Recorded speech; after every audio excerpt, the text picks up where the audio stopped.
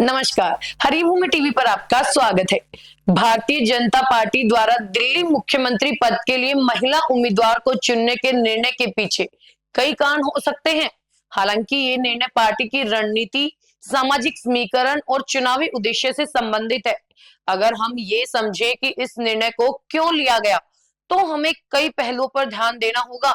सबसे पहले, महिला मतदाताओं को आकर्षित करना। दिल्ली में महिला मतदाता एक महत्वपूर्ण वोट बैंक है।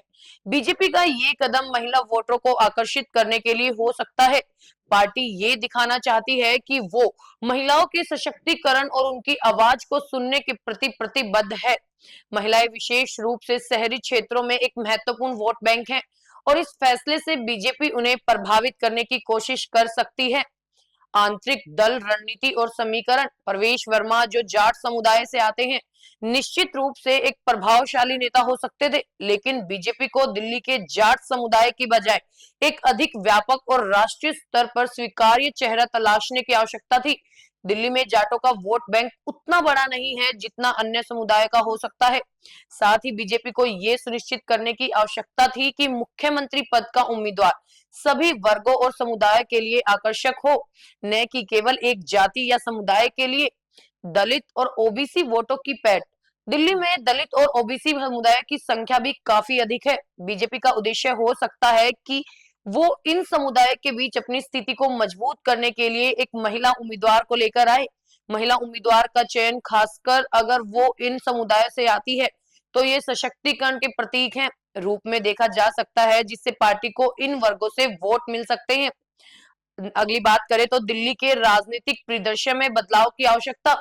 दिल्ली में आम आदमी पार्टी और कांग्रेस की मजबूत उपस्थिति है और बीजेपी के लिए चुनौती है कि वो इस प्रतिस्पर्धा में अपनी अलग पहचान बनाए।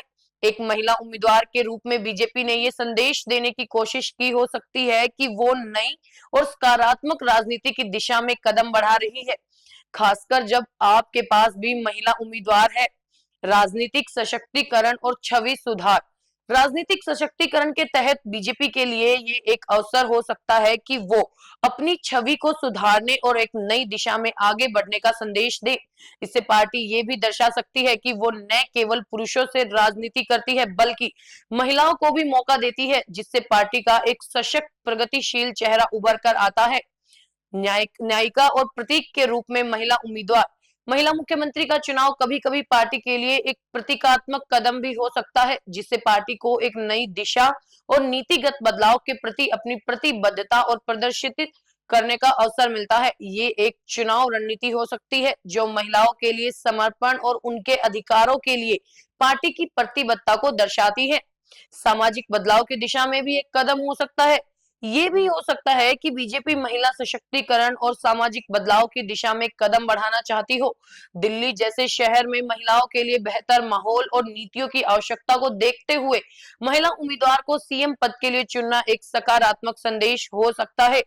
हालांकि प्रवेश वर्मा जैसे नेता जाट समुदाय के प्रभावशाली चेहरे हो सकते थे। बीजेपी के लिए दिल्ली की राजनीतिक स्थिति, मतदाताओं की विविधता और पार्टी की राष्ट्रीय छवि को ध्यान में रखते हुए महिला उम्मीदवार को चुना गया है। ये एक रणनीतिक कदम था जिसका उद्देश्य पार्टी की नीतियों को एक नई दिशा में प्रस्तुत करना, महिलाओं को प्राथमिकता देना और दिल्ली की राजनीतिक स्थिरता को सुनिश्चित करना था।